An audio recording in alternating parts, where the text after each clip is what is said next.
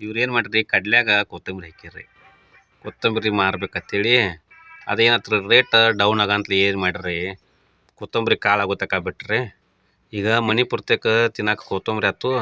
ಇನ್ನು ಬ್ಯಾಸಿಗೆ ಬಂತತ್ಲೆ ಬ್ಯಾಸಿಗೆ ಬರಂತಲೇ ಬ್ಯಾಸಿಗ್ಯಾಗ ಮೆಣಸಿನ್ಕಾಯಿ ತಂದು ಖಾರ ಕುಡಿಸಿ ಖಾರದಾಗ ಹಾಕ್ತಾರೆ ರೀ. ಎಷ್ಟು ಉಪಯೋಗ ಆಯ್ತು ನೋಡ್ರಿ ಅದು. ಹಾಕಿದ್ರೆ ಮಾರಿದ್ರೆ ರೊಕ್ಕ ಆಕಿತ್ರೆ ಆಗಲಿಲ್ಲ. ಅದು ಬಿಟ್ಟು ಕಾಳು ಆತು ರೀ. ಕಾಳು ಆಗೈತಿ ಈಗ ಮನೆ ಪುರ್ತಕ್ಕೆ ತಿನ್ನಕ್ಕೆ ಕೊತ್ತಂಬರಿ ಕಾಳು ಅದು ರೀ, ಖಾರ ಕುಡ್ಸಕ್ಕೆ ಕಾಳು ಅದು. ಹಿಂಗೆ ನೋಡ್ರಿ ರೈತರಂದ್ರೆ ಹಿಂಗೆ ಒಂದೊಂದು ಸೈಡ್ ಮಾಡ್ಕೊತ ಹೋದ್ರೆ ಲಾಭ ಅನ್ಸತ್ತೆ ರೀ. ಇವನ್ನ ಅಂಗಡಿಯಾಗ ತರಕ್ಕೆ ಹೋದ್ರೆ ₹100 ಕಿಲೋ ಅದಾವ ರೀ ಇವು ಕೊತ್ತಂಬರಿ ಬೀಜ. ಕೊತ್ತಂಬರಿ ಭಾಳ ತುಟ್ಟಿ ಅದಾವೆ ರೀ. ಇದು ಉಳಿತಿಲ್ಲ ರೀ ಇದು ನಮ್ಗೆ. ಇದೇ ಲಾಭ ನೋಡ್ರಿ. ಇವ್ರು ನೋಡ್ರಿ ಎಲ್ಲವನ್ನೆಲ್ಲ ಕೊತ್ತಂಬರಿ ಕಾಳು ಬಿಡ್ಸತ್ತಾರೆ ರೀ. ಕಾಳು ಬಿಡಿಸಿ ಎಲ್ಲ ಬಿಸಿಲಿಗೆ ಹಾಕಿ ಡಬ್ಬಿ ತುಂಬ್ತಾರೆ ರೀ. ಭಾಳ ಅದಾವೆ ರೀ.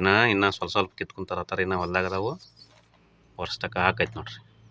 ಹಿಂಗೆ ನೋಡ್ರಿ ಇದ ನೋಡ್ರಿ ಒಕ್ಕಲ್ತನದಾಗ ಉಳಿತಾಯ ಮಾಡೋದು ಅಂದ್ರೆ ಇದು. ಹೌದಿಲ್ಲ ರೀ? ನೀವು ಮಾಡಿ ನೋಡಿರಿ.